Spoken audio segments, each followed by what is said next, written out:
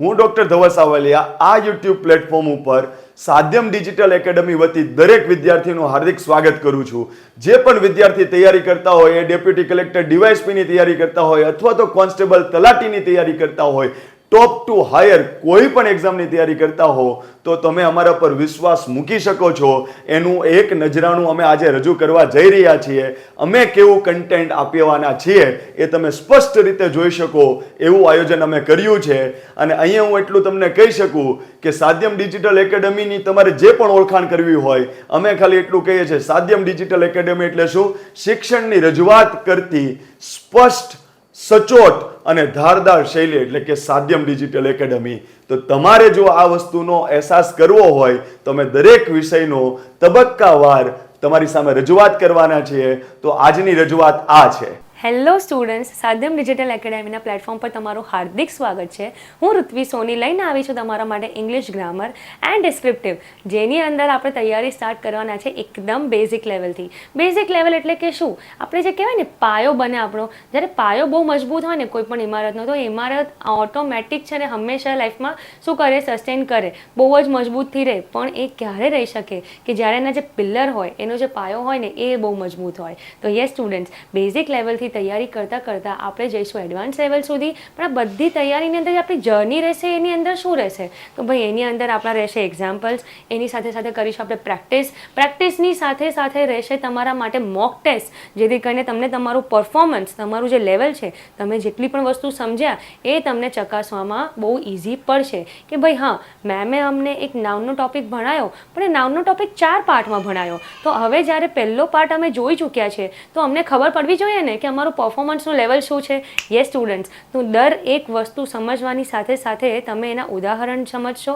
ઉદાહરણ સમજ્યા બાદ તમે એની એક સારી એવી પ્રેક્ટિસ કરશો. આ રેકોર્ડેડ લેક્ચરની અંદર જ પ્રેક્ટિસ થશે. અને એ પ્રેક્ટિસ કર્યા બાદ જ્યારે તમે મોક ટેસ્ટ આપશો એટલે સમજી લો કે તમારી ખાલી તૈયારી નથી થઈ, પણ તમારી તૈયારીને એકદમ એક ધાર મળી ગઈ. મતલબ કે તમારી તૈયારી શું થઈ ગઈ? એકદમ શાર્પ થઈ ગઈ. તૈયારી કરવી અને તૈયારી એકદમ શાર્પલી કરવી એટલે કે તમારો કન્સેપ્ટ તમારે પચાવી નાખો ને, ત્યારે જઈને તમે એક ગવર્મેન્ટ ઓફિસર બની શકો છો. તો આ વસ્તુને લઈને જ હું અહીંયા તમને બેઝિકથી તૈયારી કરાવીશ, જેની અંદર આપણે બધા ફંડામેન્ટલ જોઈશું. કે સમજી લો કે ગુજરાતીની અંદર આપણે જોયું હતું કે સંજ્ઞા શું હોય, વિશેષણ શું હોય, ક્રિયાપદ શું હોય, બરાબર, ક્રિયા વિશેષણ શું હોય, સંયોજક શું હોય. આ બધી વસ્તુ જે તમે ગુજરાતીમાં સમજ્યા છો ને, એ જ બધી વસ્તુ ઇંગ્લિશ લેંગ્વેજની અંદર આપણે સમજવાની છે. અને ટ્રસ્ટ મી સ્ટુડન્ટ્સ, ઇંગ્લિશ બહુ જ ઇઝી લેંગ્વેજ છે.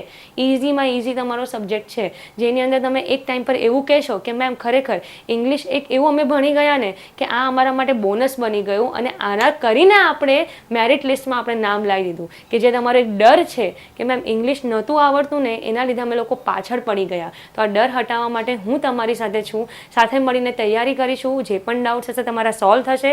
તમારી ટેસ્ટ લેવામાં આવશે અને ટેસ્ટમાં તમને પરફોર્મન્સ તમારું ખબર પડે, ત્યારબાદ તમે કહેજો કે હા મેમ અમારો પાયો કેટલો મજબૂત બન્યો. તો યસ સ્ટુડન્ટ્સ, શરૂઆત આપણે કરીએ બેઝિક લેવલથી. તો અહીંયા આપણે જોઈએ છે કે ઇંગ્લિશ ગ્રામર જે તમને દેખાય છે, તો ગ્રામર એટલે કે શું? આપણે પાયો આપણે વાત કરીએ ને કે ભાઈ ફંડામેન્ટલ પાયો આપણો કે બેઝિક, આ બધું આપણું ક્લિયર હોવું જોઈએ. તો પાયો ક્યારે તમારો ઇંગ્લિશનો ક્લિયર થાય? કે જે વસ્તુ તમે ગુજરાતીમાં સમજી ચૂક્યા હતા એના પાયામાં, કે મેમ સંજ્ઞા, વિશેષણ, ક્રિયાપદ આ બધું જોયું હતું, બસ એ જ વસ્તુ આપણે ઇંગ્લિશની અંદર જોઈશું. તો ભાઈ ઇંગ્લિશની અંદર અગર આપણે વસ્તુ જોવા જઈએ તો આપણને શેમાં મળશે? એ આપણને મળશે પાર્ટ્સ ઓફ સ્પીચમાં. તો ભાઈ પાર્ટ્સ ઓફ સ્પીચ શું છે? તો ચલો આપણે જોઈએ એક એક પાર્ટ્સ ઓફ સ્પીચ શું છે. સમજી લો સ્ટુડન્ટ્સ, આ જે લેક્ચર છે ને એની અંદરથી તમારી એક્ઝામમાં તમે પ્રીવિયસ એના કોઈ પણ ક્વેશ્ચન્સ જોઈ લો કે પછી આવનારી પરીક્ષાની અંદર જોઈ લેજો.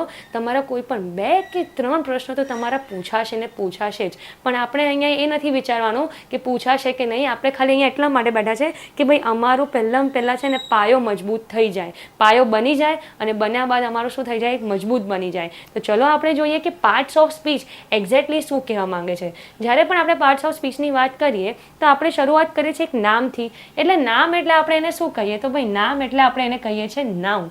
તો ભાઈ નાઉન એટલે કે શું? જે આપણે એકદમ સરળ ભાષામાં એટલે કે ગુજરાતી લેંગ્વેજમાં સમજાતા સંજ્ઞા, કે કોઈ બી વ્યક્તિનું નામ, કોઈ પણ વસ્તુનું નામ, કોઈ પણ જગ્યાનું નામ, રાઈટ? આ બધી વસ્તુ આપણે સમજે ને કે નામ માત્ર આપણે એને કહીએ છીએ સંજ્ઞા. એ જ વસ્તુને આપણે ઇંગ્લિશમાં શું કહીએ છીએ? તો ભાઈ ઇંગ્લિશમાં આપણે એને કહીએ છીએ નાઉન. હવે સમજીએ કે બીજી કઈ વસ્તુ. તો અહીંયા લખ્યું છે પ્રોનાઉન. હવે મેમ પ્રોનાઉન ને નાઉન આ બંને થોડા સેમ નથી લાગતા?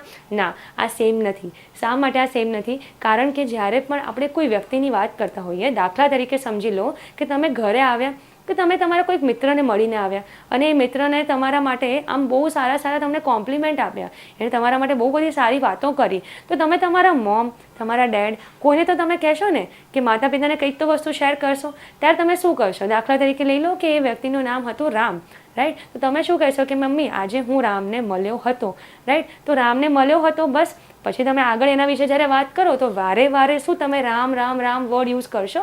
નહીં યુઝ કરશો. તમે એની જગ્યાએ એક વર્ડ મૂકશો કે જેને આપણે ગુજરાતીમાં કહીએ છીએ સર્વનામ અને ઇંગ્લિશમાં આપણે એને કહીએ છીએ પ્રોનાઉન. તો સ્ટુડન્ટ સમજી લો કે હું અહીંયા તમને કહું ને કે રામ, તો રામ તમારા માટે શું થઈ ગયું? એ થઈ ગયું તમારા માટે નાઉન. અને પ્રોનાઉન તમારા માટે શું થઈ જાય? તો પ્રોનાઉન થઈ જાય છે હી. ક્લિયર? હવે હું આમ કહું કે મમ્મી મને છે ને રામ મળ્યો હતો આજે, હું રામને મળવા ગઈ હતી. તમે જુઓ ને તો એ ખરેખર પહેલાં કરતાં બહુ જ હોશિયાર થઈ ગયો છે, પહેલાં કરતાં આ દુનિયામાં બહુ જ ઘડાઈ ગયો છે. તો હું એવું બોલું છું કે રામ ઘડાઈ ગયો છે? ના, હું શું બોલું છું? પહેલાં કરતાં એ. તો સ્ટુડન્ટ્સ, આ એ જે હું કહું છું એ કોના માટે કહું છું? તો હું એ રામ માટે કહું છું. તો એનો અર્થ એમ થાય છે કે જ્યારે મેં નામ લીધું ત્યારે બની ગયું નાઉન, પણ એ નામ વારે વારે મારે યુઝ નથી કરવું. એનું રિપીટેશન જે છે ને એ મારે અવોઇડ કરવું છે. તો હું શું કરીશ? યુઝ કરીશ પ્રોનાઉન, એટલે કે આપણે કહીએ છીએ ને સર્વનામ. ઓકે, ગુજરાતીમાં આપણે કહીએ છીએ સર્વનામ. તો આ બની ગયું આપણું નાઉન, આ બની ગયું આપણું પ્રોનાઉન. ડોન્ટ વરી સ્ટુડન્ટ્સ, આ બધાના આપણે આગળ એક્ઝામ્પલ્સ જોવાના છે. અને તમારી એક્ઝામની અંદર જે એક પ્રશ્ન આવે છે કે ભાઈ પાર્ટ્સ ઓફ સ્પીચ કઈ છે એને આઈડેન્ટિફાઈ કરો. સમજી લો હું તમને એમ કહું કે Ram is a good boy પૂછે તમને એક્ઝામમાં, અને તમને નીચે એમાં અંડરલાઇન કરી દીધું હોય ગુડ, બરાબર? તો ગુડના નીચે અંડરલાઇન કર્યું છે અને તમને પૂછે છે કે ભાઈ આજે અંડરલાઇન કર્યું છે ને કયા પાર્ટ્સ ઓફ સ્પીચમાં આવે? તો એ વખતે તમને ખબર હોવી જોઈએ કે આ જે ગુડ વર્ડ છે એ શું કહેવાય? એ નાઉન કહેવાય, એ પ્રોનાઉન કહેવાય, એ એડજેક્ટિવ કહેવાય? આવા પ્રકારનો પ્રશ્ન તમારી એક્ઝામમાં આવે છે. તો હવે આપણે જોઈએ કે ભાઈ એ ગુડ હું અગર બોલી તો એ શા માટે હું બોલી? સમજી લો હું કહું છું કે Ram is a good boy, કાં તો હું તમને એવું કહું છું હી ઇઝ અ ગુડ બોય. પણ સ્ટુડન્ટ્સ અહીંયા મેં શું કર્યું? સંજ્ઞા કાં તો સર્વનામ આ બંનેના વિશે એક વધુ માહિતી આપી કે ભાઈ હું અહીંયા વાત કરી રહી છું રામના માટે. તો ભાઈ રામ કેવો છોકરો છે? તો ભાઈ રામ એક સારો છોકરો છે. તો જ્યારે હું કહું છું ને રામ એક સારો છોકરો છે, તો એ જે સારો છે એ શું કરે છે? એ બતાવે છે કે જે ભાઈ સંજ્ઞા છે એટલે કે જે નાઉન છે એના વિશે વધુ માહિતી આપતો શબ્દ, જેને આપણે કહીએ છીએ વિશેષણ, જેને આપણે કહીએ છીએ એડજેક્ટિવ. ઓકે, ગુજરાતીની અંદર આપણે કહીએ છીએ વિશેષણ, એ જ વસ્તુને આપણે ઇંગ્લિશની અંદર શું કહીએ છીએ? ઇંગ્લિશમાં આપણે કહીએ છીએ ને adjective.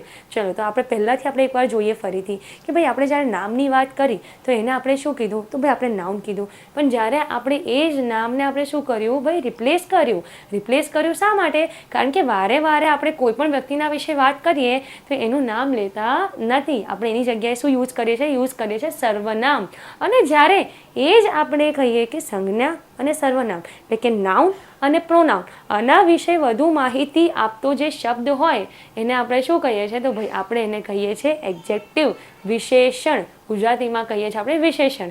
And don't worry students, એક ઓર વસ્તુ તમને પ્રોમિસ કરું કે આપણે જેટલું પણ ઇંગ્લિશ અહીંયા જોઈશું ને એમાં તમને કોઈ તકલીફ નહીં પડે. શા માટે? કારણ કે આપણે એની સાથે છે ને એનું ગુજરાતીમાં ટ્રાન્સલેશન પણ જોતા જઈશું, જેથી કરીને જે પણ સ્ટુડન્ટ્સને ઇંગ્લિશ સાવ નથી ફાવતું, બરાબર, કે એ શીખ્યા નથી કે એમને આવડતું નથી, જે પણ રીઝન હોય, તો એમને ગુજરાતી લેંગ્વેજની અંદરથી જ એમને ઇંગ્લિશ શીખવાડવામાં આવશે. એટલે તમે કોઈ પણ ટેન્શન લેતા નહીં. હવે આપણે જોઈ લીધું એડજેક્ટિવ. પછી આપણે જોઈએ કે અહીંયા વર્બ. તો ભાઈ વર્બ શું છે? તો આપણા મગજમાં એક જ વસ્તુ આવે ને કે મેમ વર્બ એટલે તો અમને એ જ કહેવામાં આવ્યું હતું કે ક્રિયાપદ, એટલે કોઈ પણ પ્રકારની ક્રિયા કરવામાં આવે એટલે આપણે એને લઈ લઈએ છીએ કે મેમ એને વર્બ કહેવાય. તો હા સ્ટુડન્ટ્સ, એકચ્યુઅલમાં આપણે એને એ જ કહીએ છીએ, પણ એનો પાયો છે. વર્બ જે છે ને એ એક રીતનું પાયો છે. એને એવું કહેવામાં આવે છે કે ઇંગ્લિશનું જે હાર્ટ બીટ હોય ને તો એ શું છે? તો ભાઈ એ છે વર્બ, જેને આપણે ગુજરાતીમાં કહીએ છીએ ક્રિયાપદ. તો વર્બ માટે એક જ કોડ વર્ડ યાદ રાખવાનો આપણે કે એક્શન વર્ડ. શું યાદ રાખવાનું? વર્બના માટે આપણે એક કોડવર્ડ યાદ રાખવાનો કે એક્શન વર્ડ. એક્શન વર્ડ એટલે કે શું મેમ? ખાલી પેલું જમ્પિંગ, રનિંગ, જોગિંગ એવી પ્રકારની એક્શન? ના, એવા પ્રકારની એક્શન નહીં. તમે કોઈ બિલ્ડિંગને કન્સ્ટ્રક્ટ કરો છો ને, તો એ જે કન્સ્ટ્રક્ટ કરી રહ્યા છો ને એ પણ તમારી એક્શન થઈ, બરાબર. અને તમે કોઈ પણ વસ્તુને ઇસ્ટેબ્લિશ કરી કે મેમ મેં છે ને એક બહુ મોટું અમ્પાયર ઇસ્ટેબ્લિશ કર્યું છે, તો જે ઇસ્ટેબ્લિશ વર્ડ છે એ પણ તમારા માટે શું થઈ જાય? એક્શન વર્ડ થઈ જાય. સવારથી ઉઠો ત્યારથી લઈને રાત સુધીમાં તમે જે પણ ક્રિયા કરો છો એની હાવ, મતલબ આપણે કહીએ ને શી વેક્સ અપ, બરાબર, એટલે કે સવારે જલ્દી ઉઠે છે. ક્લિયર? હું અગર એમ કહું કે Ram wax up early in the morning, તો ભાઈ એ વખતે મારા માટે વેક, WAKE, એ મારા માટે શું થઈ ગયું? એક્શન થઈ ગઈ, બરાબર છે. એ બ્રશ કરી રહ્યો છે, એ પછી એના જોબ પર જઈ રહ્યો છે, અને એ જોબ પરથી ઘરે આવે છે, જોબ ઉપર એ એક પેન ઉચકે કે મૂકે, કોઈ પણ પ્રકારની એક્શનની આપણે જ્યારે વાત કરીએ તો બધા એક્શન વર્ડને આપણે શું કહીએ છીએ? આપણે એને કહીએ છીએ વર્બ, જેને આપણે ગુજરાતીમાં કહીએ છીએ ક્રિયાપદ. ઓકે સ્ટુડન્ટ્સ, તો અહીંયા સુધી હતું આપણું કે ભાઈ નાઉન, પ્રોનાઉન, એડજેક્ટિવ, વર્બ. આમાં શું થઈ ગયું? હું તમને બહુ મજાનું એક રિલેશન બતાવું કે ભાઈ એક વ્યક્તિ છે, બરાબર, જેની હું વાત કરી રહી છું, એની વાત મારે થોડીક લંબાવી છે કે ભાઈ એના વિશે કંઈક કહેવું છે, પણ એના વિશે મારે કંઈક કહેવું છે તો વારે વારે હું નામનો ઉપયોગ નથી કરતી. એટલા માટે હું શું કરું છું? અહીંયા યુઝ કરું છું સર્વનામ એટલે કે પ્રોનાઉન. હવે જ્યારે હું પ્રોનાઉન યુઝ કરું છું તો ભાઈ એ બરાબર, પણ હું નાઉન અને પ્રોનાઉન એટલે કે કોઈ નામ કાં તો એ સર્વનામ હું વાપરું તો એના વિશે કંઈ વધુ માહિતી આપીશ ને, રાઈટ, કે he or she is a good girl, he or she is a fat, બરાબર. તો હું સમજી લો કે હું હી કહું છું, બરાબર, તો હું એના માટે યુઝ કરીશ બોય. હું શી કહું છું તેના માટે યુઝ કરીશ ગર્લ, બરાબર. તો હું અગર તમને કહું છું કે Ram is a tall and handsome boy, ભાઈ રામ શું છે? એ ટોલ છે અને એક હેન્ડસમ છોકરો છે. તો એનો મતલબ શું થયો કે રામ જે છે એ તમારું બની જાય છે નાઉન એટલે કે સંજ્ઞા, અને હું કહું છું ટોલ છે અને હેન્ડસમ છે. કોના વિષય મેં કીધું? એ મેં કીધું છે રામના વિશે. તો એના વિશે વધુ માહિતી આપતો શબ્દ શું બની ગયો? એડજેક્ટિવ બની ગયો. હવે સમજી લો કે હું એમ કહું છું Ram wax up early in the morning, કાં તો પછી હું એમ કહેવા જાઉં કે Ram is running in the park, કે રામ અત્યારે છે ને પાર્કમાં દોડી રહ્યો છે. તો એનો અર્થ શું થયો કે જે નામ છે એ કોઈ ક્રિયા કરી રહ્યું છે, બરાબર. એટલે શું થઈ ગયું? રનિંગ. રનિંગ તમારા માટે શું બની ગયું? તો ભાઈ એ બની ગયું તમારા માટે ક્રિયાપદ. એટલા માટે આપણે એને કહીશું વર્બ, જેને આપણે કહીએ છીએ એક્શન વર્ડ. તમે જો તમારી નોટ્સ બનાવતા હોવ તો સારું છે, નોટ્સ ના બનાવતા હોવ તો પણ તમને આજે આખી પીપીટી દેખાય છે ને, એની અંદરથી તમે એક વસ્તુ વારે વાર જોશો તોય તમને ખબર પડી જશે. ક્યાં તો પછી અગર હું તમને કોઈ કોડવર્ડ બોલી રહી છું તો તમે તમારી નોટ્સમાં લખી શકો છો. ડન સ્ટુડન્ટ્સ, હવે આપણે એમ કહેવા જઈએ કે ભાઈ આપણે એક વસ્તુ જોઈએ કે નાઉન ને પ્રોનાઉન, એના વિશે વધુ માહિતી આપતો શબ્દ છે એડજેક્ટિવ. પણ હવે આપણે ક્રિયા વિશેષણ એટલે કે ઇંગ્લિશમાં જેને કહે છે એડવર્બ, એ કયા વિશે માહિતી આપે? આપણે એક પ્રશ્ન આવે ને તો સ્ટુડન્ટ્સ આ બહુ જ મજાની એક લિંક છે કે ભાઈ જ્યારે પણ આપણે સંજ્ઞાને સર્વનામ વિશે વધુ માહિતી આપતા શબ્દને કીધું વિશેષણ, તો એ જ રીતે જ્યારે એ નામ છે એ કોઈ પણ ક્રિયા કરી રહ્યું છે તો એ ક્રિયાના વિશે વધુ માહિતી આપતો શબ્દ શું કહેવાય? ક્રિયા વિશેષણ, જેને આપણે કહીએ છીએ ઇંગ્લિશની અંદર એડવર્બ. તો યસ સ્ટુડન્ટ્સ, હું એ જ તમને સમજાવવા માગું છું કે આ જે એક્શન છે, બરાબર, સમજી લો હું એમ કહું કે રામ રન્સ ફાસ્ટ, બરાબર. આપણે લઈએ છીએ અહીંયા એક રામ કહીને જ, બરાબર, શરૂઆત જ આપણે રામથી કરીએ. હું અગર તમને એમ કહું કે રામ રન્સ ફાસ્ટ, સમજી લો હું અહીંયા એક મજાનો એક સેન્ટેન્સ લખું છું જેની અંદર તમને છે ને આ બધાનો એક બહુ મજાનો આઈડિયા આવી જશે. હું અગર અહીંયા એમ લખવા જાઉં Ram is a toll boy, એનો મતલબ શું થયો? રામ જે છે એ નામ થયું તમારા માટે, નાઉન થયું. પછી હું એમ કહું છું is what? Is a toll boy. તો ભાઈ ટોલ મારા માટે શું બની ગયું? એ બની ગયું મારા માટે એડજેક્ટિવ. પછી જ્યારે હું એમ કહું છું કે રામ રન્સ ફાસ્ટ, એનો મતલબ કે રામ ફાસ્ટ દોડે છે. Runs what? He runs fast. એનો મતલબ એમ થયો કે રામ એટલે કે મારા માટે થઈ ગયું નાઉન, એ શું છે? દોડે છે, એટલા માટે એ મારા માટે થઈ ગયું વર્બ એટલે કે ક્રિયાપદ એટલે કે એક્શન વર્ડ, બરાબર. હું તમારા માટે અહીંયા એક કોડવર્ડ લખી દઉં છું, એક્શન વર્ડ, બરાબર. એટલે તમને વધારે સારી રીતે આઈડિયા આવી જાય. હવે રન્સ, તો ફાસ્ટ વર્ડ જે છે એ કોના માટે વાપર્યો છે? રામના માટે વાપર્યો છે? ના, રામ જે અહીંયા ક્રિયા કરે છે ને એના માટે, કે જો દોડે છે તો હાઉ, તો ભાઈ હી રન્સ ફાસ્ટ. ક્લિયર? એટલે આ જે ફાસ્ટ છે એ તમારું બની ગયું એડવર્બ, કે ભાઈ આ જે ક્રિયા હતી એના વિશે વધુ માહિતી આપી. આપણે જોઈશું એડવર્બનો બીજો પણ એક મિનિંગ થાય છે, પણ એ આપણે આગળ જોતા જઈશું. આ તો હું તમને ખાલી રાઉન્ડ અબાઉટ આઈડિયા આપું છું, અને પછી આપણે એક એક ટોપિકને ઉપાડીને એક્ઝામ્પલ્સની સાથે સમજવાના છીએ, એટલે તમે કોઈ ટેન્શન લેતા નહીં. અહીંયા સુધી આપણે જો અગર સમજી ચૂક્યા હોઈએ કે Ram is a toll boy, એટલે કે માહિતી જ્યારે આપવામાં આવી કોના વિશે, તો ભાઈ સંજ્ઞાના વિશે, એટલે કે નાઉનના વિશે, તો ભાઈ એ બની ગયું તમારું એડજેક્ટિવ, એટલે કે વિશેષણ. અને જ્યારે એ જ જે વ્યક્તિ કોઈ ક્રિયા કરે છે એને આપણે કહી દીધું ક્રિયાપદ, અને એ જ ક્રિયાપદના વિશે વધુ માહિતી આપતો શબ્દ તમારા માટે બની ગયો એડવર્બ.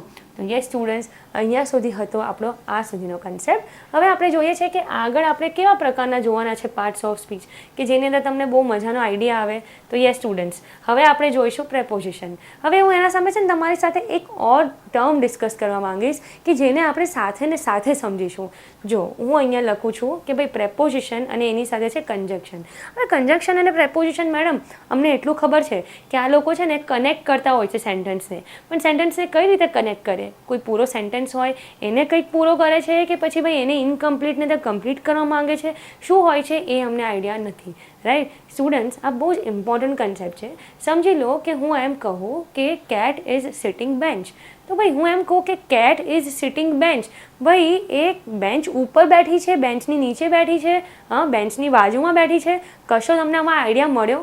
ના મળ્યો ને. તો ભાઈ જ્યારે કોઈ પણ એક સેન્ટેન્સ છે, એટલે કોઈ પણ એક વાક્ય છે, એને પૂરો કરવા માટે તમે કોઈ પણ એવો શબ્દ વાપરો જેની અંદર તમને સમય, કોઈ પણ જગ્યા, કોઈ પણ મેથડ, કોઈ પણ પેટર્ન, આ બધાની માહિતી મળે, ત્યારે તમે એને શું કહેશો? એને કહેશો પ્રેપોઝિશન.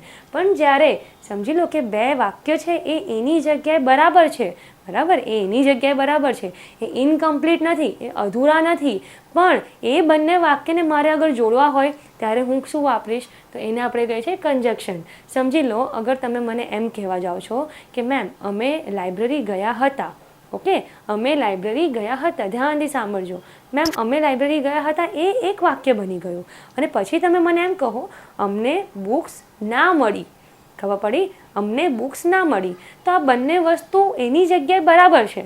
આની અંદર આપણે કોઈ પ્રકારનો શક નહીં કે મેમ આમાં કંઈ અધૂરું ખરું, કશું જ અધૂરું નથી બકા, બંને વાક્ય એની જગ્યાએ બરાબર. પણ સ્ટુડન્ટ્સ, અગર તમે મને એમ કહો કે મેમ અમારે આ બંને વાક્યને એક સાથે કહેવા હોય તો અમે કઈ રીતે કહીશું? તો આમાં તમને એક વિરોધાભાસ દેખાય છે કે મેમ અમે લાઇબ્રેરી ગયા હતા. તો સ્ટુડન્ટ્સ, લાઇબ્રેરી અગર તમે જાઓ તો તમે બુક્સ લેવા જાઓ, કાં તો પછી તમે ત્યાં રીડિંગ માટે જાઓ, રાઈટ? તો ભાઈ તમે લાઇબ્રેરી ગયા હતા એનો મતલબ એવો થાય ને કે તમને બુક્સ મળવી જોઈએ, કાં તો તમને રીડિંગ માટેનો ત્યાં જગ્યા મળવી જોઈએ, કે તમને ત્યાં સમય મળવો જોઈએ, જે પણ તમે કહો.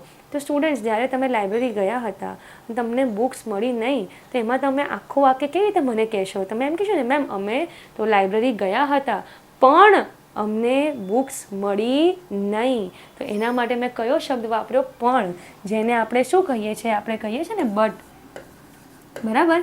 અને અગર હું તમને એમ કહું કે ભાઈ તમે મને એમ કહો છો કે મેમ અમે લાઇબ્રેરી ગયા હતા, એ એક વાક્ય થઈ ગયું, ને તમે પછી અમને એમ કીધું મેમ અમે ઘણી બધી બુક્સ ત્યાંથી લઈને આવ્યા. તો એનો મતલબ શું થયો? કે મેમ અમે લાઇબ્રેરી ગયા હતા અને અમે ત્યાંથી ઘણી બધી બુક્સ ઘરે લઈને આવ્યા. તો એનો મતલબ થયો કે અને, એટલે કે હું શું કહીશ એને? એન્ડ.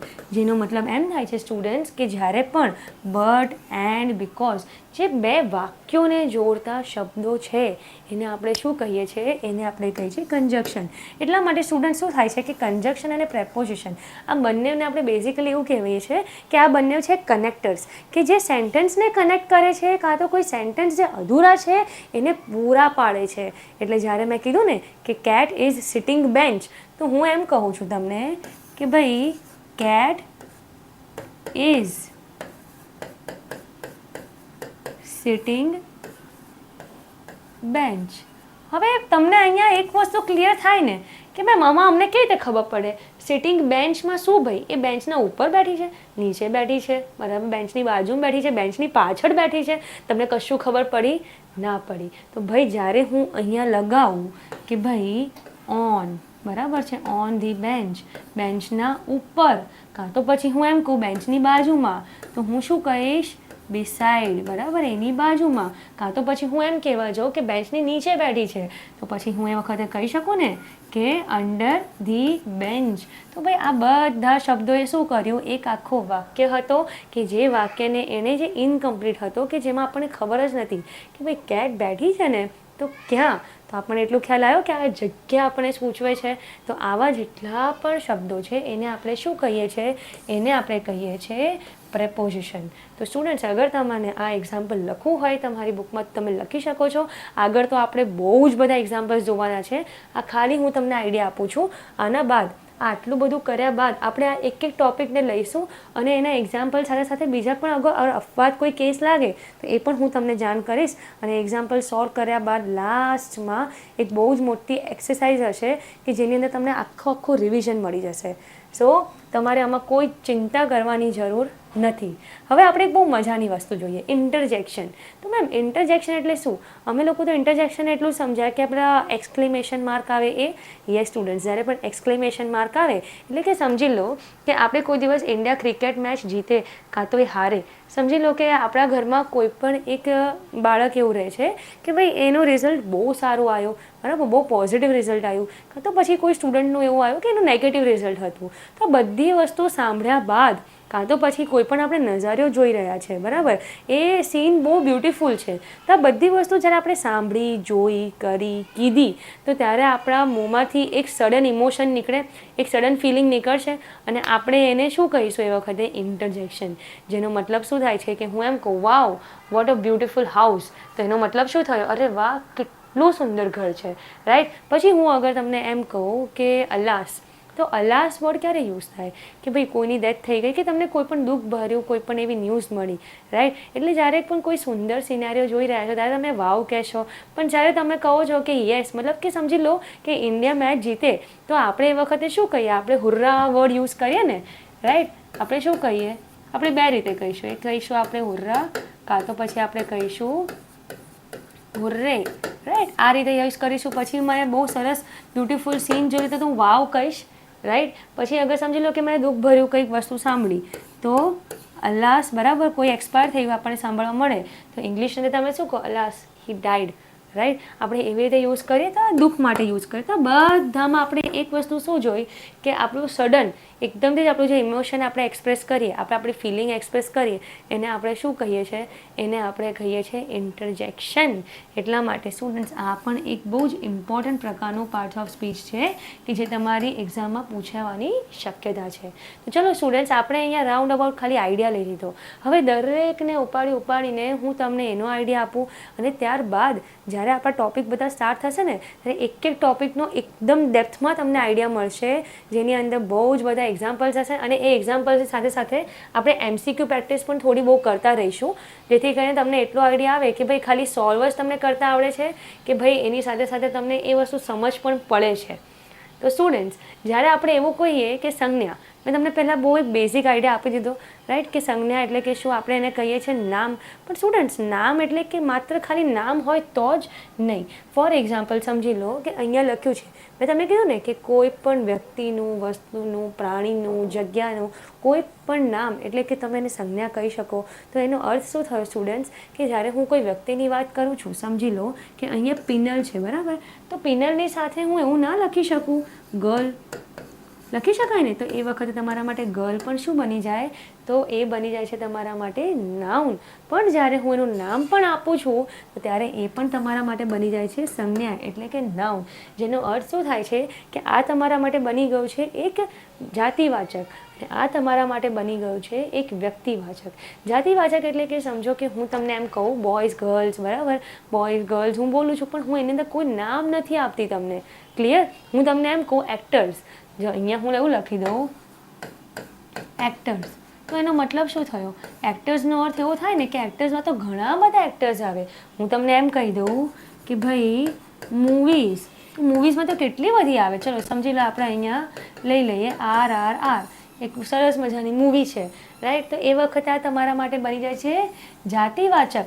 પણ આ બધું બની ગયું તમારા માટે વ્યક્તિવાચક. એટલે એનો મતલબ આપણે અહીંયા એ નથી સમજતા બધા નાઉનને ડિટેલમાં, પણ એટલું જાણી લો કે નાઉન એટલે કે ખાલી એટલું નહીં જોવાનું કે નામ છે કે નહીં, પણ સ્ટુડન્ટ્સ તમે અહીંયા આ રીતે પણ કહી શકો કે આને પણ આપણે સંજ્ઞા કહી શકીએ છીએ.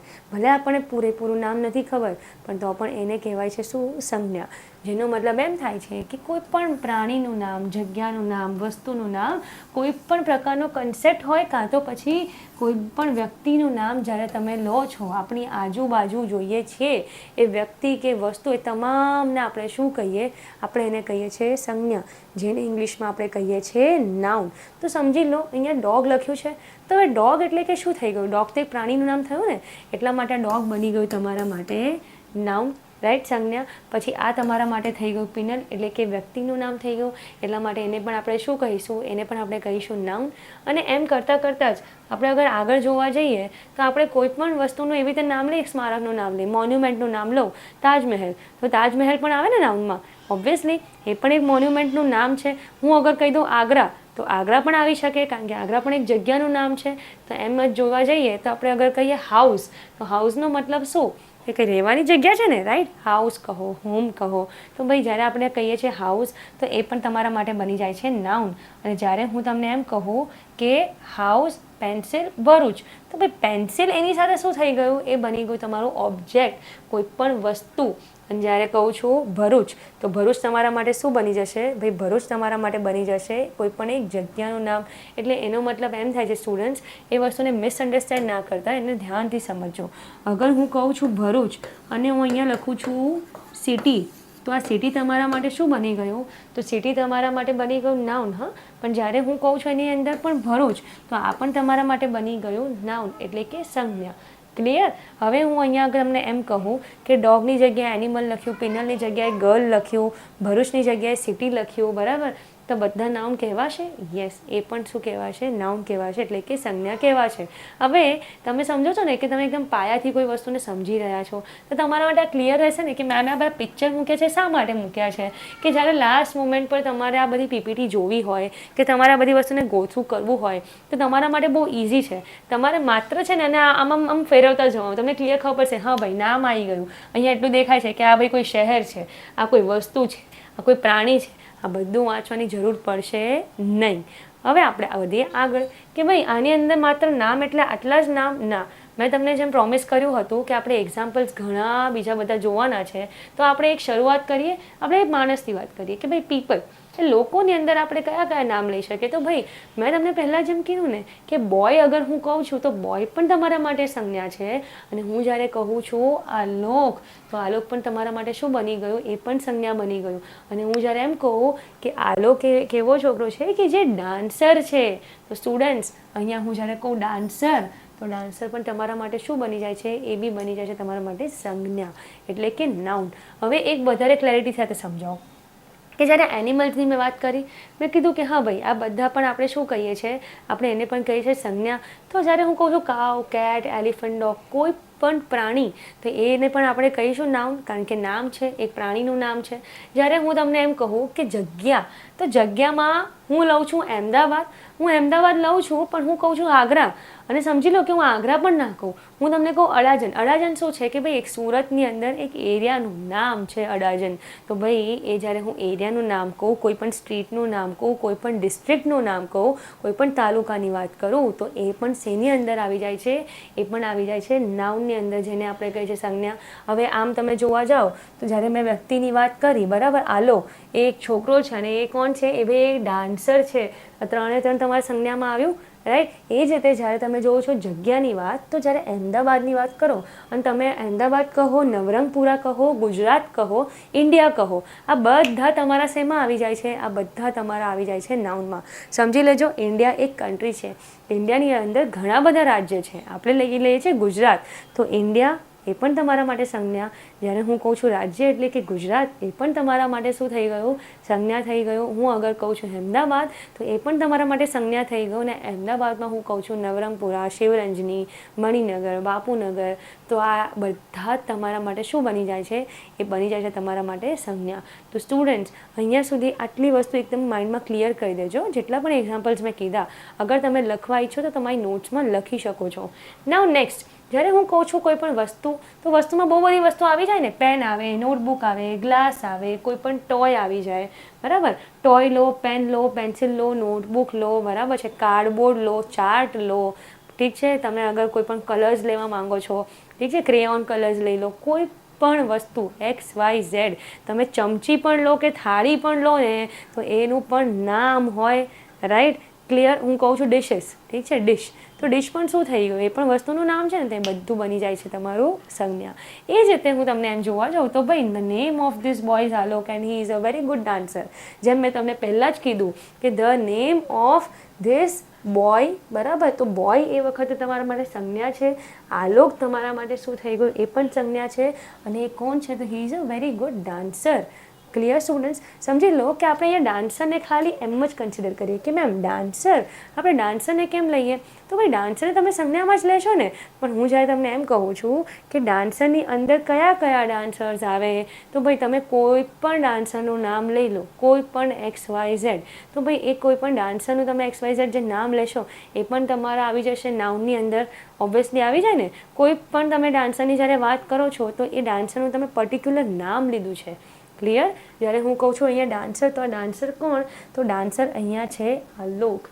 Clear students? તો જ્યારે આપણે કહીએ છીએ રેમો ડિસોઝા, તો ભાઈ એ પણ એક ડાન્સર છે, એ બહુ સારા ડાન્સર છે, રાઈટ? તો જ્યારે હું કહું છું પ્રભુદેવા, એ પણ બહુ સારા ડાન્સર છે.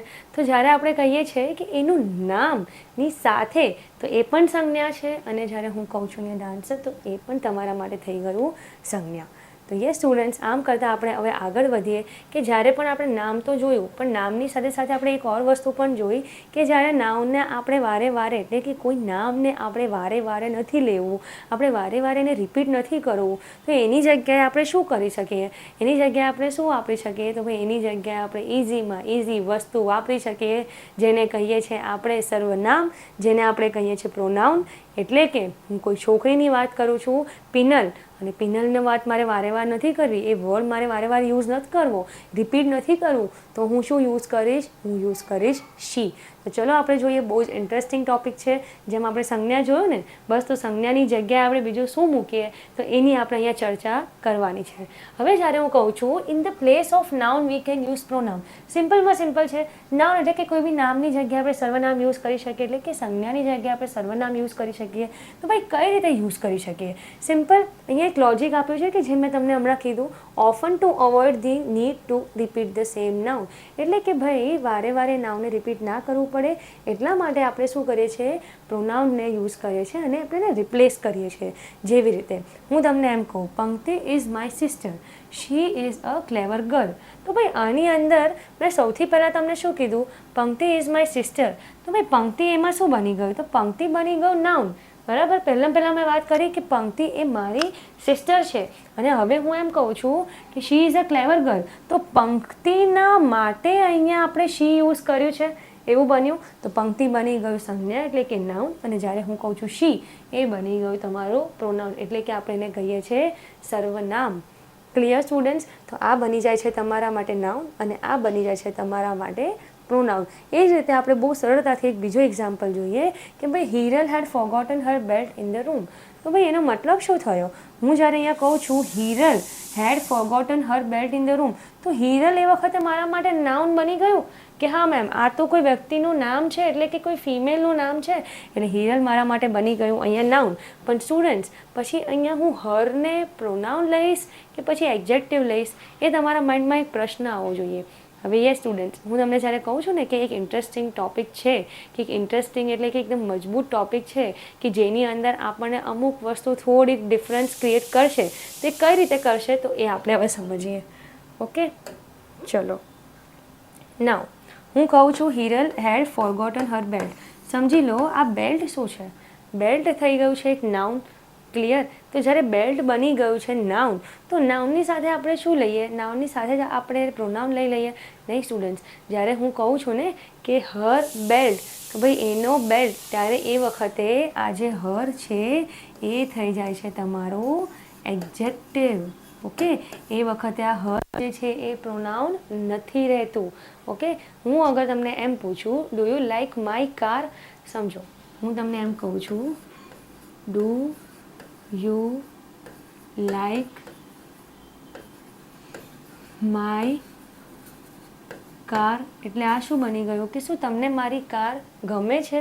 રાઈટ. તો એ વખતે જ્યારે હું માય યુઝ કરું છું ને, તો માય શું બની ગયું? આ હું અહીંયા કારને લઈને વાત કરું છું, એટલે એ વખતે માય બની જશે તમારું એડજેક્ટિવ, કે જે શું આવે છે?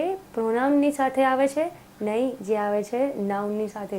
કે એનો મતલબ એમ થયો કે જ્યારે પણ તમે પ્રોનાઉનની વાત કરો છો, તો પ્રોનાઉન જ્યારે યુઝ થાય છે તો એ કોની સાથે? નાઉન સાથે. ના જી ના, એ નાઉન સાથે તમે યુઝ નથી કરી રહ્યા. ક્લિયર? જ્યારે તમે યુઝ કરો છો નાઉનની સાથે એક્ઝેક્ટ, ત્યારે એને આપણે કહીએ છીએ એડજેક્ટિવ. તો આ કન્સેપ્ટને થોડો અહીંયા ક્લિયર રાખજો, જેથી કરીને તમને આગળ જઈને તકલીફ ના પડે. ડોન્ટ વરી, આપણે જ્યારે એડજેક્ટિવ્સ જોઈશું ને ત્યારે તમને બહુ સરસ અને મજાનો આઈડિયા આવી જશે કે મેમ આ એડજેક્ટિવ ને પ્રોનાઉનના વચ્ચે ફરક શું રહ્યો. ક્લિયર? હવે સમજી લો કે do you like my car, હું એમ કહું છું કે શું તમને મારી કાર ગમે છે? નહીં. તો તમે એમ કહેશો કે નો, આઈ લાઈક માઇન. રાઈટ? તો તમે એમ કહેશો કે ભાઈ ઇઝ ધીસ યોર કાર? સમજી લો, હું અગર એમ કહું કે હું તમને એમ બોલું છું કે do you like my car, એ તમને ખ્યાલ આવી ગયો કે મેમ કાર એ આપણા માટે બની ગયું ને નાઉન, એટલા માટે માય મારા માટે શું બની ગયું? માય બની ગયું મારા માટે એડજેક્ટિવ. પણ જ્યારે તમે એમ કહેવા માંગો કે is this your car? Clear? અને હું તમને જવાબ આપું નો ઇટ્સ માઇન, તો એનો મતલબ શું થયો? એ વખતે જ્યારે હું વર્ડ યુઝ કરું છું MINE, નો ઇટ્સ માઇન, તો આ માઇન બની ગયું તમારા માટે પ્રોનાઉન. કારણ કે હું શું કહું છું તમને? નો ઇટ ઇઝ માઇન. એનો મતલબ કે મેં પહેલાં શું પૂછ્યું? Is this your car? Clear? શું આ તમારી કાર છે? ક્લિયર? મેં તમને એવું પૂછ્યું. તો ભાઈ અહીંયા આ બની ગયું ને કાર, બરાબર છે? કાર એ બની ગયું ભાઈ તમારું નાઉન, તો એના પહેલાં શું આવે? તો ભાઈ એ બની ગયું તમારું એડજેક્ટિવ. પણ જ્યારે હું કહું છું કે ના આ મારી છે, બરાબર, ઇઝ ધીસ યોર કાર, તો ભાઈ હું એમ કહું કે ચલો ભાઈ એને પૂછ્યું છે તમારી કાર છે, તો હું અહીંયા જવાબ આપી દઈશ કે yes it is mine. Okay, પણ એ વ્યક્તિ અગર એવું પૂછે કે ઇઝ ધીસ માય કાર, તો એ વખતે તમારા માટે શું આન્સર આવે? કે ના ભાઈ આ મારી છે. એટલે કે આપણે કહીએ છીએ કે યસ એન્ડ નો. બરાબર? આ બંનેની અંદર તમે અલગ રીતે જવાબ આપી શકો. હવે સ્ટુડન્ટ્સ, આપણે એકવાર બરાબર એટલે કે સારી એવી ક્લેરિટીની સાથે એને એકવાર ફરી સમજીએ, જેથી કરીને તમને એટલું ખબર પડી જાય કે પ્રોનાઉન જ્યારે પણ વપરાય છે તો હંમેશા ઈ, શી, ઇટ ને આ તમે લો છો, તો બધી વસ્તુને તમે પ્રોનાઉનમાં ગણો છો. પ્રોનાઉનમાં નથી ગણતા તો તમે કઈ રીતે ગણો છો? એની ક્લેરિટી હું તમને ફરીથી આપું. આપણે જે યસ એન્ડ નો વાળો જવાબ જોયો એને આપણે વધારે સારી રીતે ક્લિયર કરીએ, જેની અંદર હું તમને એમ કહું Is this your car? અને હું એમ કહું Is this my car? હવે તમને એમ પૂછવામાં આવે છે કે શું આ તમારી ગાડી છે? અને તમે મને શું કીધું કે યસ ઇટ્સ માઇન. અને પછી તમે કીધું, મેં પૂછ્યું કે ઇઝ ધીસ માય કાર, શું મારી ગાડી છે? અને તમે કીધું કે નો ઇટ ઇઝ માઇન. અને તમે અગર મને યસમાં જવાબ આપવા માંગો તો પછી તમે એવું કહી શકો yes it is yours. Clear? તો એ વખતે સ્ટુડન્ટ્સ આપણે શું સમજવાનું? Your car, my car. Car તમારા માટે શું છે? અહીંયા આ થઈ જાય છે નાઉન, અને અહીંયા જ્યારે તમે કહો છો યોર કાર અને માય કાર, તો યોર માય આ વાળું બની ગયું તમારું કન્સેપ્ટ કે ભાઈ આ છે એડજેક્ટિવ કે જે નાઉનની સાથે તમે યુઝ કર્યું અને જ્યારે તમે પ્રોનાઉન કહેવા માંગો છો તે બની ગયું તમારા માટે માઇન, જેની સાથે નાઉન છે કશે નથી. અહીંયા છે નાઉન, નો ઇટ્સ માઇન, ના અહીંયા પણ નથી, એટલે આ તમારું બની જશે પ્રોનાઉન. ફરી એ જ રીતે યસ ઇટ ઇઝ યોર્સ, તો યોર્સ પણ તમારું થઈ ગયું પ્રોનાઉન, કારણ કે એના પહેલાં આપણે કોઈ પણ નાઉન યુઝ કર્યો, એના પછી યુઝ કર્યો, કશું જ નથી આપણે લીધું. તો સ્ટુડન્ટ્સ, આ કન્સેપ્ટ આપણે હજુ આગળ સાથે ક્લિયર કરીશું, જેની અંદર આપણે બહુ બધા સેન્ટેન્સીસ જોવાના છે.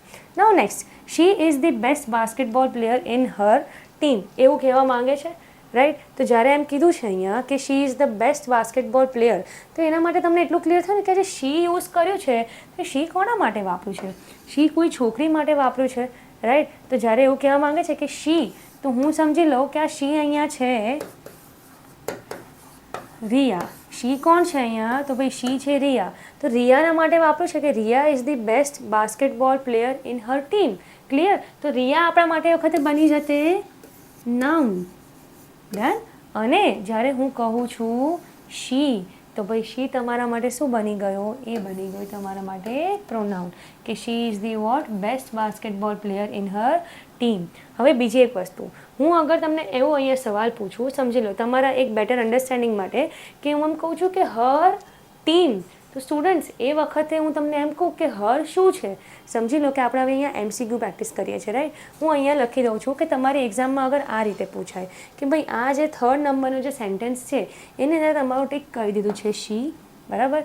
તમારા માટે ટીક કરી દીધું છે બેસ્ટ, અને તમારા માટે એવું પણ ટીક કરી દીધું છે કે હર. તો એ શું બની ગયું? હું તમને 4 એક્ઝામ અહીંયા આપું છું, બરાબર? ઓપ્શન આપું છું કે નાઉન, તમને એક્ઝામમાં પૂછ્યું છે, આ અંડરલાઇન કર્યું છે, અને તમને પૂછે તો કઈ રીતે જવાબ તમારે આપવો એ જોઈ લેજો, બરાબર? નાઉન છે, પ્રોનાઉન છે, બીજું છે તમારું એડજેક્ટિવ, રાઈટ? અને પછી હું એમ કહું કે ચોથું તમને ઓપ્શનમાં આપ્યું છે વર્બ.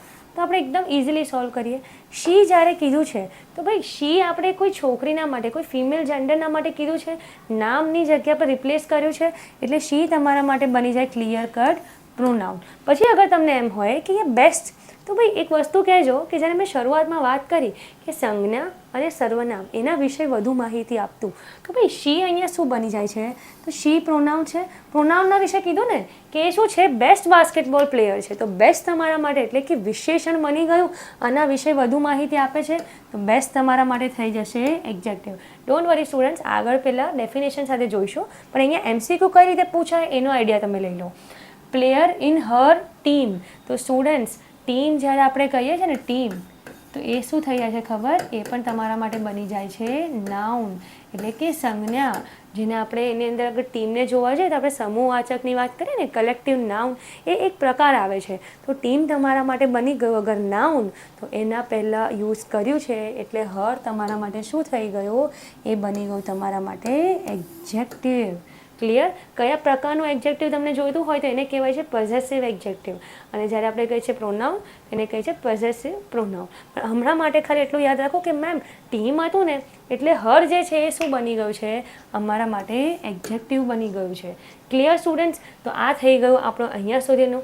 હવે અગર હું એમ કહેવા છું પંક્તિ is my sister, she is a clever girl, તો હું તમારી સામે ટીક કરું છું પંક્તિને, હું તમારી સામે ટીક કરું છું શીને, અને હું તમને એમ કહું છું ક્લેવરને. અને હું એવું બી પૂછું કે આ ગર્લ શું છે? ખાલી ગર્લ, ખાલી ગર્લ શું છે? આ બધું તમને પ્રશ્ન પૂછું તો તમારા માઇન્ડમાં આવે ને મેમ પંક્તિ એટલે અમને ક્લિયર થઈ ગયું કે નાઉન એટલે કે સંજ્ઞા છે, એટલે કે આ બની ગયું તમારું નાઉન. જ્યારે તમે કીધું કે મેમ શી, તો હા મેમ આ પંક્તિની જગ્યાએ શી વાપરો ને એટલે શી તમારા માટે બની ગયું છે પ્રોનાઉન, એટલે કે સર્વનામ. જ્યારે તમે મેમ અમને એવું કીધું કે ક્લેવર, તો ક્લેવર કોના માટે છે? ક્લેવર અહીંયા છે આ પ્રોનાઉન માટે, બરાબર? આ પ્રોનાઉન કોના માટે યુઝ કર્યું છે? આ છોકરીના માટે કે પંક્તિ છે એના માટે. તો આ થઈ ગયું પંક્તિ, એટલે કે નાઉન હોય, પ્રોનાઉન હોય, એના વિશે વધુ માહિતી આપતો જે શબ્દ હોય. અહીંયા કઈ વસ્તુ વધુ માહિતી આપે છે? ક્લેવર, એટલે કે ચતુર છે આ છોકરી, બરાબર? તો ક્લેવર તમારા માટે થઈ ગયું વિશેષણ, એટલે તમને ક્લેવરના નીચે અંડરલાઇન કરી હોય તો તમારા માઇન્ડમાં આવવું જોઈએ એડજેક્ટિવ, એટલે આ બની ગયું સી ઓપ્શન, કે મેમ આ છે એડજેક્ટિવ. હું તમને માત્ર એટલું પૂછું કે અહીંયા હું કહું ગર્લ, બરાબર?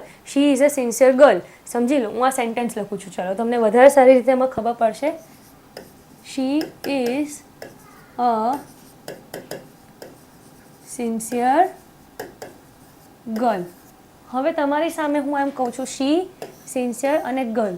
મને આના વિશે ખાલી જરા જાણ કરો. તમે શું કહેશો કે મેમ આ શી છે ને કોઈ રિયા, સિયા, ગીતા આના માટે યુઝ કર્યું છે, તો શી એ વખત તમારા માટે શું બની ગયું?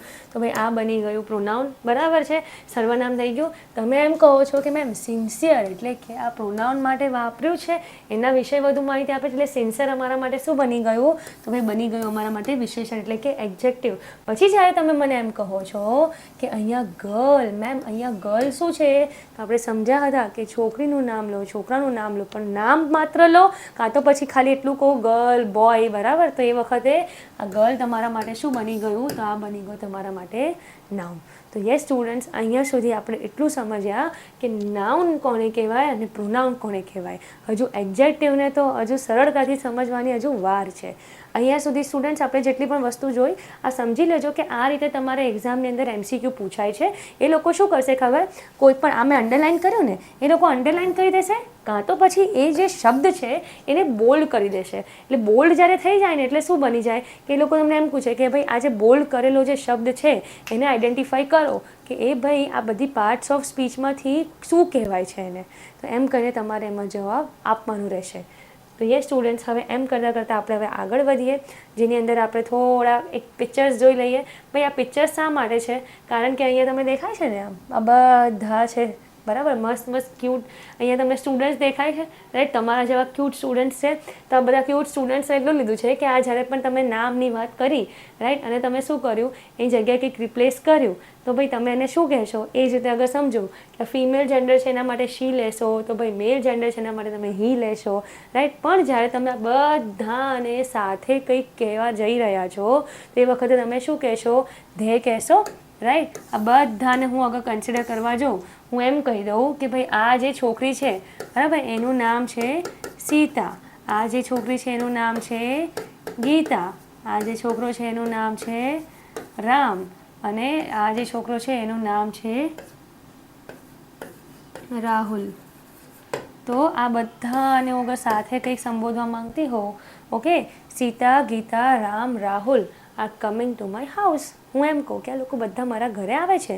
હવે મમ્મી મને એમ પૂછે કે લોકો કેટલે પહોંચ્યા, ત્યારે મારા મમ્મીએ મને શું કીધું? એ લોકો કેટલે પહોંચ્યા.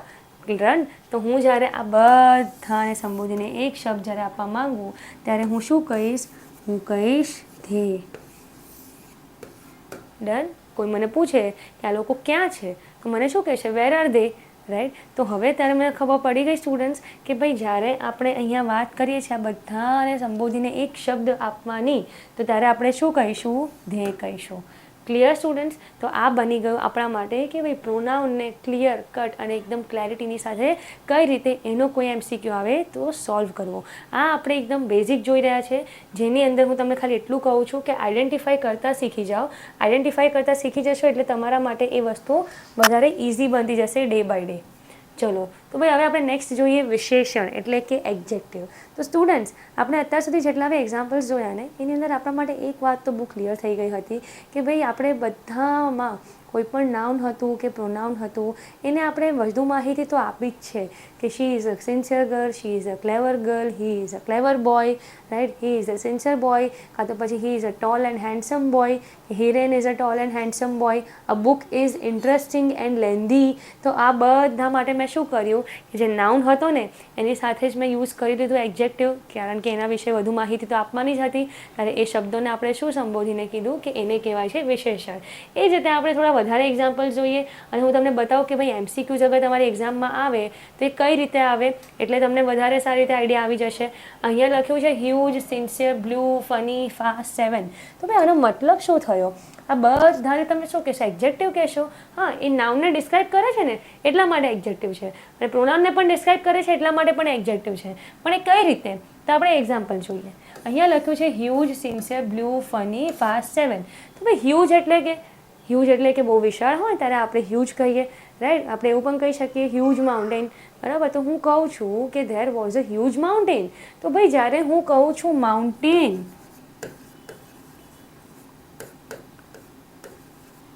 તો હું હ્યુજ કહું છું. તો હ્યુજ માઉન્ટેનની જ્યારે હું વાત કરું તો હું એના માટે જ્યારે કહું છું હ્યુજ, તો ભાઈ હ્યુજ કોના માટે? માઉન્ટેનના માટે, એટલે કે સંજ્ઞાના વિશે વધુ માહિતી આપી, એટલા માટે આ બની ગયું વિશેષણ.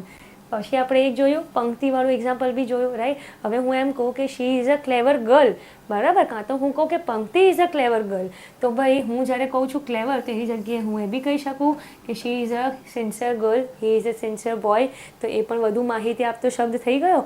પછી જ્યારે હું કહું છું બ્લુ, તો સ્ટુડન્ટ્સ આપણે અગર એવું કહીએ કે બ્લુ એટલે કે કલર થાય છે, પણ અગર તમે એ કલરને યુઝ કરો છો ને નાઉનના વિષય કાં તો પ્રોનાઉનના વિષય, ક્લિયર. હું એમ કહું તમને કે પંક્તિ વોઝ વેરિંગ બ્લુ ડ્રેસ, તો હું એમ જ્યારે કહું તમને સરળ ભાષામાં પૂછું કે ભાઈ ડ્રેસ જ્યારે હું કહું છું તો ડ્રેસ શું થઈ ગયું? એ પહેરવાની વસ્તુ છે ને, રાઈટ, ડ્રેસ. તો હું એમ કહું છું બ્લુ ડ્રેસ, તો બ્લુ ડ્રેસ જ્યારે હું કહું છું એ શું બની ગયું? તો ભાઈ ડ્રેસના માટે મેં કીધું કયા કલરનો ડ્રેસ, તો ત્યારે હું તમને શું કહું છું કે બ્લુ ડ્રેસ. એટલા માટે અહીંયા આપણે એ સમજવાનું કે બ્લુ એટલે કે કોઈ કલર છે, તો એ પણ તમે શું કહેશો? એને કહેશો એડજેક્ટિવ, કારણ કે એ પણ શું કરે છે? સંજ્ઞાના વિશે વધુ માહિતી આપતો શબ્દ છે. પછી હું એમ કહું કે જ્યારે બ્લુ, ફની અને 7, બરાબર, તો ફની તો ક્લિયર છે, ઓકે, કે that was a funny movie, કે જે મૂવી હતી ને એ કેવી હતી? ફની હતી, બરાબર છે. હું એમ લખું ખાલી ફની મૂવી, તો ફની કોના માટે મેં યુઝ કર્યું? મૂવી માટે યુઝ કર્યું. તો હું અહીંયા એવું કહી શકું કે આ નાઉન છે, બરાબર, અને નાઉનના વિષય મેં કીધું કે કેવું હતું? તો ભાઈ ફની હતું. એનો મતલબ થયો કે એને પણ આપણે લઈ લઈએ છીએ એડજેક્ટિવની અંદર. અને એમ કરતાં કરતાં અગર આપણે જોવા જઈએ તો ફાસ્ટ, પહેલાં મેં તમને એક્ઝામ્પલ આપ્યું હતું કે એ ફાસ્ટ, તો મેમ એ ફાસ્ટ અને આ ફાસ્ટ, તો એ તો તમે એવું નહોતું કીધું કે ક્રિયા વિશેષણમાં આવે, એટલે કે એડવર્બમાં આવે, આની અંદર ના આવે. ના સ્ટુડન્ટ્સ, લોજિક એનું એ છે કે જ્યારે પણ હું તમને એમ કહું છું ફાસ્ટ, તો એનો મતલબ એ ફાસ્ટ એડજેક્ટિવમાં આવી શકે ને એડવર્બમાં આવી શકે. આપણે પરખવાનું કે આ એડજેક્ટિવ માટે છે કે પછી એડવર્બ માટે છે. તો ભાઈ એ કેવી રીતે ખબર પડે? તો ચલો આપણે મજાનું એક્ઝામ્પલ જોઈએ. સમજી લો કે કોઈ પણ XYZ એક ટ્રેન છે, સમજી લો ક્વીન છે કે શતાબ્દી છે, બરાબર. સમજી લો તમારા માટે કોઈ પણ એક XYZ ટ્રેન હું કહું, તો XYZ જે ટ્રેન છે, બરાબર, એ શું છે? Runs fast. અને હું બીજી રીતે એવું બી કહું છું XYZ જે બી ટ્રેન છે ઇઝ અ ફાસ્ટ ટ્રેન. તો સ્ટુડન્ટ્સ આની અંદર આ જે ટ્રેનનું નામ છે એટલે કે એ નાઉન થયું. એના વિશે મેં કીધું કે એ ટ્રેન કેવી છે? એ ટ્રેન છે ફાસ્ટ. અને જ્યારે હું તમને એમ કહું છું XYZ ટ્રેન રન્સ ફાસ્ટ, તો ભાઈ આ જે ક્વીન છે કે જે શતાબ્દી છે ને એ ફાસ્ટ રન કરે છે, તો એનો મતલબ આ જે ફાસ્ટ મેં યુઝ કર્યો આ ટ્રેન માટે ના, આ રન્સ માટે, એટલે કે આ મેં વાપરી લીધું વર્બ માટે, એટલે કે ક્રિયાપદના માટે. એટલા માટે આ બની ગયું એડવર્બ અને આ બની ગયું તમારું એડજેક્ટિવ.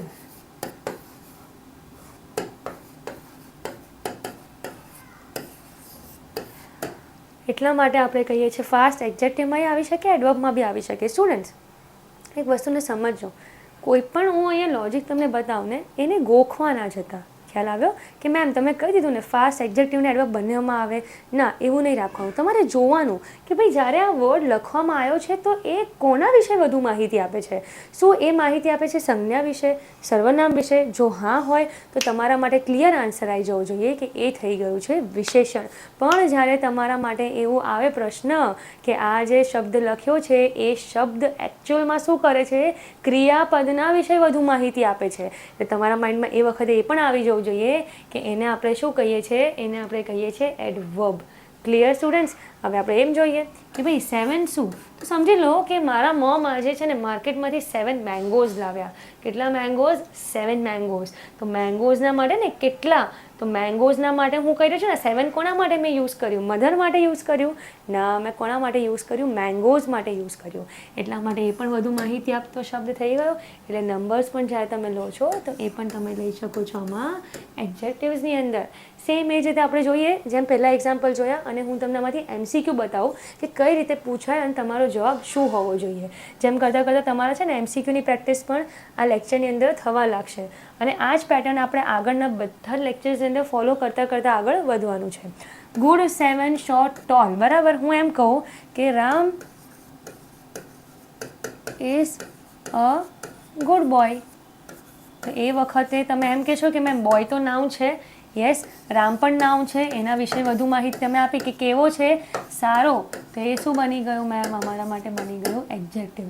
પછી જ્યારે મેં કીધું 7 મેંગોઝ વાળું એટલે 7 પણ તમારા માટે એડજેક્ટિવ હતું. જ્યારે હું એમ કહું છું કે Priya is a short girl, બરાબર છે, એની એ શોર્ટ ગર્લ છે એકદમ. તો શોર્ટ શું થઈ ગયું? એ ગર્લ માટે, એટલે કે જે પ્રિયા છે એના માટે મેં યુઝ કર્યો એ વર્ડ. એટલે આ શોર્ટ જે છે એ પણ બની ગયું તમારા માટે એડજેક્ટિવ. અને હું એમ કહું જ્યારે કે Ram is a toll boy, તો એ ટોલ એ કેવો છે? એ લાંબો છે. ટોલ એન્ડ હેન્ડસમ વાળું એક્ઝામ્પલ જોયો હતો ને, બસ એ જ. એ ટોલ તમારા માટે બની ગયું એડજેક્ટિવ. હવે સમજો આ રિતિક રોશનથી લઈને આજે પરિવાળા એક્ઝામ્પલ્સ છે, એમાં આપણે હવે જોઈએ કે કઈ રીતે આપણે એને પરખીશું. તો just a minute students. Okay, હવે હું અહીંયા પહેલાં લખી દઉં છું કે તમને ઓપ્શન્સમાં આપ્યું છે નાઉન, બીજું તમને આપી દીધું પ્રોનાઉન, ત્રીજું તમને આપી દીધું એડજેક્ટિવ.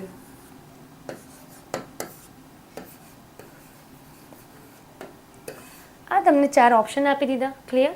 હવે અહીંયા છે Hrithik Roshan is a tall and handsome actor. તો રિતિક રોશન, તો પહેલો સ્ટેપ આપણે જોઈ લઈએ, નામ થઈ ગયું. તો આને ટિક કર્યું હોય, આના નીચે અંડરલાઇન હોય, તો એ તમારા માટે બની ગયું નાઉન. પછી જ્યારે એવું લીધું હોય ટોલ અને હેન્ડસમ, તો આ બંને શું છે? તો સ્ટુડન્ટ્સ આ બંને વાત તમારા માટે એક્ઝેક્ટિવ થઈ ગયા, કારણ કે ટોલ અને હેન્ડસમ બંને કોના માટે વાપર્યું છે આપણે? રિતિક રોશન. એટલે કે આ બની ગયું તમારું એક્ઝેક્ટિવ.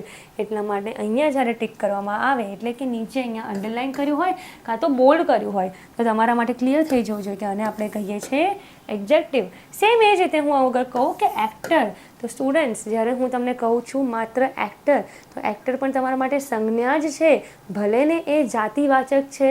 ક્લિયર? તો એક્ટર પણ શું થઈ ગયું? એક સંજ્ઞા થઈ. અને જ્યારે હું કહું છું કયો એક્ટર, અને કહું છું રિતિક રોશન, તો એ પણ તમારા માટે બની જાય છે સંજ્ઞા. ડન? તો એક્ટર નીચે ખાલી ટિક કર્યું હોય તો તમારા માટે માઇન્ડમાં આવી જવું જોઈએ કે ભાઈ આ પણ એક સંજ્ઞા છે. અને એક્ટર નીચે ટિક કર્યું તો એ પણ થઈ ગયું તમારું noun. Now next, Ravi is a rich man. તો રવિને નીચે ટિક કર્યું છે, મતલબ અહીંયા નીચે અંડરલાઇન કર્યું છે, રિચ નીચે ટિક કર્યું છે, અને પછી મેન નીચે પણ આ રીતે અંડરલાઇન કરીને ટિક કર્યું છે. તો તમે શું કરશો એ વખતે? રવિ નાઉન છે, ડન. તો તમે નાઉન ઉપર ટિક કર્યું. રિચ મેન છે, રિચ એટલે કે તમારા માટે શું બન્યું? રિચ કોના માટે છે? રવિના માટે વાપર્યું છે, ડન. આ રવિના માટે રિચ વર્ડ યુઝ કર્યો છે, એટલે કોના વિશે વધુ માહિતી આપતો વર્ડ છે? રવિના વિશે. રવિ કોણ? તો ભાઈ નાઉન એટલે કે સંજ્ઞા. એટલે આ રિચ શું બની ગયું? તમારું એક્ઝેક્ટિવ બની ગયું, વિશેષણ. એટલે આ તમારું બની ગયું રિચ એટલે કે એક્ઝેક્ટિવ. મેન જ્યારે લીધું છે, MEN, મેન, તો મેન તમારા માટે એ વખતે શું બની ગયું? એ પણ બની ગયું તમારા માટે સંજ્ઞા એટલે કે નાઉન. મેન લો, બોય લો, ગર્લ લો, આ બધા તમારા માટે ભલે જાતિવાચક છે, પણ જ્યારે તમે એમ કહો છો કે ભાઈ કોણ, એનું નામ જ્યારે આપો છો ત્યારે તમે કહેશો એને કે એ પણ સંજ્ઞા છે, એ વ્યક્તિવાચક થઈ ગયું, આ જાતિવાચક થઈ ગયું. એ જ રીતે જોઈએ, વી at delicious desserts after dinner. તો ભાઈ હવે એક મજાનો પ્રશ્ન છે. હા, જ્યારે હું કહું છું વી at delicious desserts after dinner, ચલો આફ્ટર ડિનર આપણે આ ચારને જોઈ લીધા. અહીં સુધી પહેલાં જોઈએ તો જ્યારે હું એમ કહું છું ડેઝર્ટ્સ, ડિલિશિયસ, એટ, વી, આ બધા શબ્દો શું થઈ ગયા? આની અંદરથી હું 4 વસ્તુ તમને પૂછું. વી છે તો ભાઈ વી શું થયું? તો સમજી લો કે રીતા, સીતા, ગીતા, ઓકે, પ્રિયા, આ લોકો બધા શું હતા? ગયા હતા, બરાબર, બહાર જમવા માટે. તો હવે અગર જ્યારે એ લોકો જમીને ગયા, ચલો હું પણ એમની સાથે હતી, હું પણ જ્યારે ઘરે આવું છું ત્યારે હું શું કહું છું કે યાર અમે આજે છે ને બહુ જ સ્વાદિષ્ટ જમ્યા, બરાબર, બહુ જ સ્વાદિષ્ટ જમવાનું હતું, અમે બહુ જ સ્વાદિષ્ટ ભોજન લીધું. તો અમે કહું છું, તો અમે કોના માટે? આ રીતા, સીતા, ગીતા, પ્રિયા, બધાને કન્સિડર કરીને એક વર્ડ મેં શું લીધો? અમે, એટલે કે વી. વીના નીચે અંડરલાઇન કર્યું હોય તો તમારા માટે બની જાય છે આ પ્રોનાઉન. જ્યારે અહીંયા લીધું છે એટ, એટ એટલે કે શું? ખાધું. સ્ટુડન્ટ્સ એ વખત તમારો આ બની ગયો એક્શન વર્ડ. શું બની ગયું? આ એક્શન વર્ડ. એટલા માટે આ શું રહેશે? એટ એટલે તમારા માટે બની જશે એક્શન વર્ડ, એટલે કે વર્બ થઈ જશે. તો ભાઈ આ વર્બ આવી ગયો તમારા માટે. ડન. એટ શું છે ને બકા? આ V1 જ્યારે આપણે ઈટ યુઝ કરીએ ને, ઈટ, બરાબર છે, ત્યારે આપણે એનું ભૂતકાળ શું કહીએ છીએ? એટ કહી દે છે. એટલા માટે આ થઈ ગયું એટ, એટલે કે આ બની જાય છે તમારું વર્બ, ક્રિયાપદ થઈ ગયું. જ્યારે હું કહું છું ડિલિશિયસ ડેઝર્ટ્સ, તો તો સ્ટુડન્ટ જ્યારે હું વર્ડ યુઝ કરું છું ડિલિશિયસ, તો એ કોના માટે યુઝ કરું છું? ભાઈ જે ડેઝર્ટ્સ ખાધા એ ડેઝર્ટ્સમાં જે બી ખાધું હોય, પેસ્ટ્રી ખાધી હોય, આઈસ્ક્રીમ ખાધો હોય, કેક ખાધી હોય, જે પણ ડેઝર્ટ્સમાં એને ખાધું હોય, તો સ્ટુડન્ટ્સ એ શું થઈ ગયું? એક ખાવાની વસ્તુ થઈ ગઈ. ડન. તો જ્યારે હું કહું છું ડેઝર્ટ્સ અને એ પણ ડિલિશિયસ, તો એનો મતલબ આ જે વસ્તુ છે એને આપણે કહીશું નાઉન, એ સંજ્ઞા થઈ ગઈ. અને જ્યારે એમ કહું છું કેવી સ્વાદિષ્ટ, તો ડિલિશિયસ કોના માટે છે?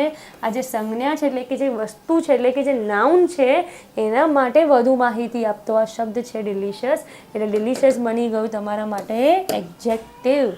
ડન. અને આફ્ટર ડિનર અહીં લખ્યું છે, તો હવે જ્યારે તમે કહો છો ડિનર, કાં તો પછી ડિનરની અંદર કોઈ પણ ખાવા પીવાની વસ્તુ કરો છો, વાત કરો છો, રાઈટ? તો એ ખાવા પીવાના અંદર અન્ય કોઈ પણ પદાર્થની તમે વાત કરો તો એ બધા તમારા માટે નાઉન બની જાય છે, રાઈટ? તમે કહો છો રોટી, તમે કહો છો ચપાટી, તમે કહો છો વેજીટેબલ્સ, કંઈ પણ બોલો, રાઈટ? કાં તો તમે એમ કહો છો કે તમે આજે જે મીલ લીધું એ બહુ સ્વાદિષ્ટ હતું, તો એ વખતે પણ એ મીલના માટે તમે વાત કરીને કે અમે જે મીલ લીધું હતું એ કેવું હતું? સ્વાદિષ્ટ હતું. તો એટલા માટે એ જે મીલની વાત કરી કે જે સ્વાદિષ્ટ છે એટલે કે ડિલિશિયસ છે, ડિલિશિયસ શબ્દ શું થઈ ગયો?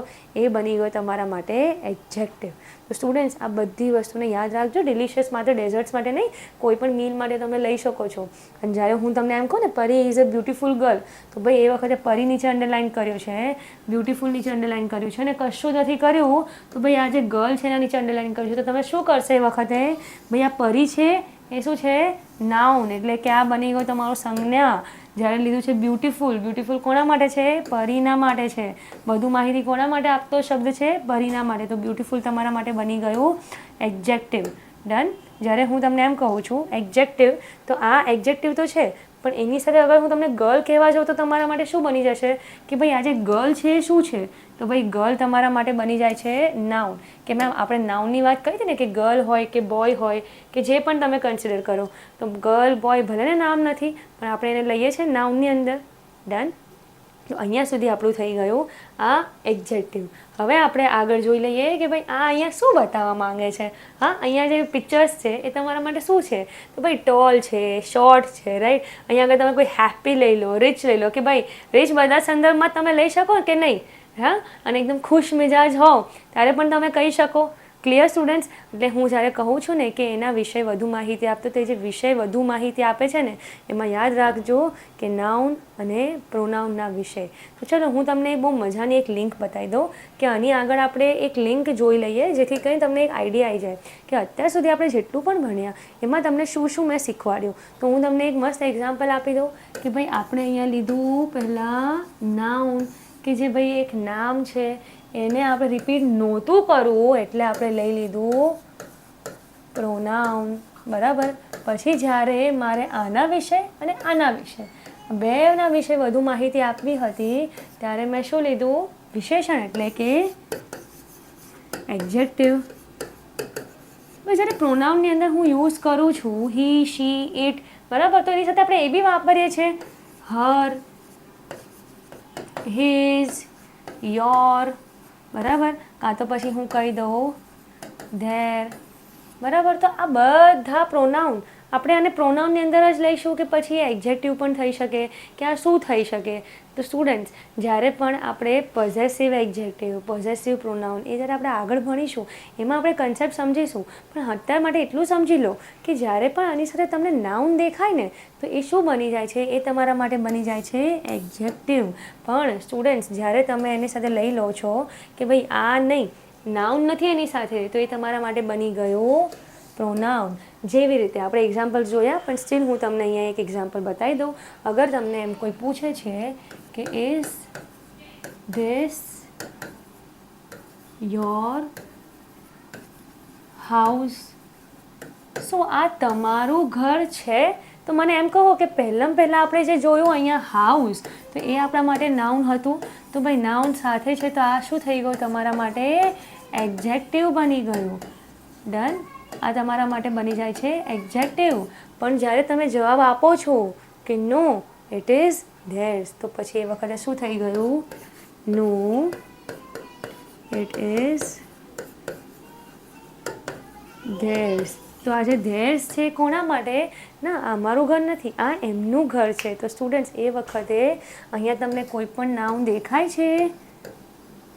નહીં ને? તો આ આખું થઈ ગયું ખોટું. એટલે એ વખતે નાઉન નથી અગર, તો એનો મતલબ કે આ છે એ શું થઈ ગયું તમારું પ્રોનાઉન થઈ ગયું. એટલે આ રીતે તમારે પરખ રાખવાની.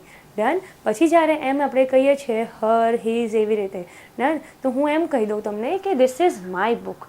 હું તમને એમ કહું છું ધીસ ઇઝ માય બુક. હા, ત્યારે તમે મને એમ કહો છો કે નો ઇટ્સ માઇન, આ મારી બુક છે, તારી બુક નથી. તો સ્ટુડન્ટ્સ, જ્યારે હું એમ કહું તમને, just a minute, okay, I think A